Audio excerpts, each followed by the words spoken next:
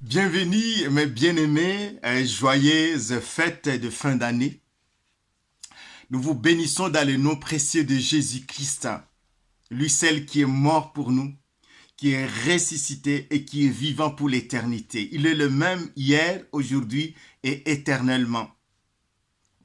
Cette année 2018 a été une année de bénédiction et la preuve, nous respirons encore aujourd'hui. Si vous avez traversé des moments difficiles et que vous êtes encore en vie, bénissez Dieu. Parce que le jour à venir, l'année qui vient, ça sera une année de bénédiction. Soyez bénis, soyez confiants au Seigneur parce qu'il est le maître des temps et des circonstances. Il est le Dieu qui donne la vie à ce qui est mort, qui appelle à l'existence ce qui n'existe pas. Il est le Créateur, il est notre Papa, il nous a tellement aimé jusqu'à donner son Fils à la croix de Golgotha. Nous voulons vous bénir, nous remercions nous voulons vous bénir pour vos dons. Pour ceux qui financent Siève, nous voulons vraiment vous bénir et remercier Dieu pour vous. Pour ceux qui prient pour nous, nous vous bénissons au nom de Jésus. Que la grâce de Dieu soit sur vos vies.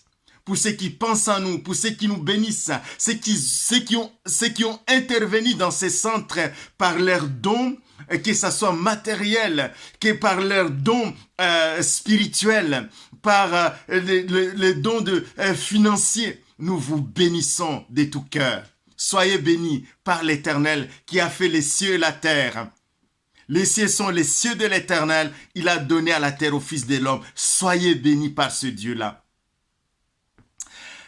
Nous voulons vraiment commencer l'année 2019 avec cette parole que je vous laisse comme promesse. C'est Jean chapitre 15 au verset 5 dans Parole vivante. Et la Bible dit, c'est Jésus qui parle, il dit, je suis le cep de la vigne, vous en êtes le sarment. Celui qui demeure uni à moi et en qui coule ma vie, portera du fruit en abondance, car séparé de moi, vous ne pouvez rien faire du tout.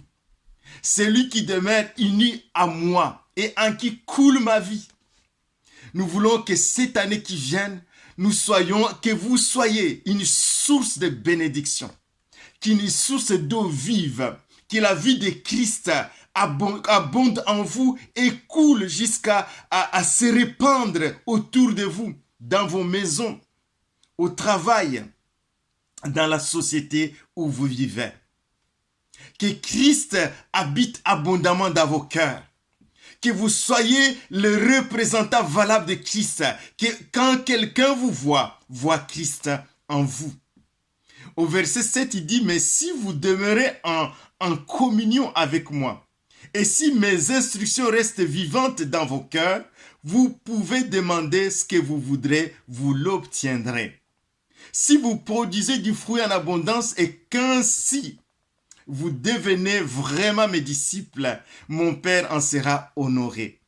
Et sa gloire paraîtra visiblement aux yeux de tous. La gloire de Dieu va paraître si nous demeurons dans la parole de Dieu, si nous prenons Christ comme notre seul fondement, si ces paroles, nous les méditons, c'est-à-dire nous les repassons dans nos cœurs jour et nuit.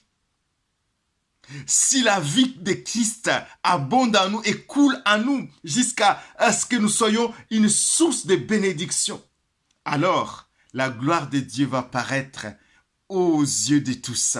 Oui, lève-toi, sois éclairé, ta lumière arrive et la gloire de l'Éternel s'élève sur toi.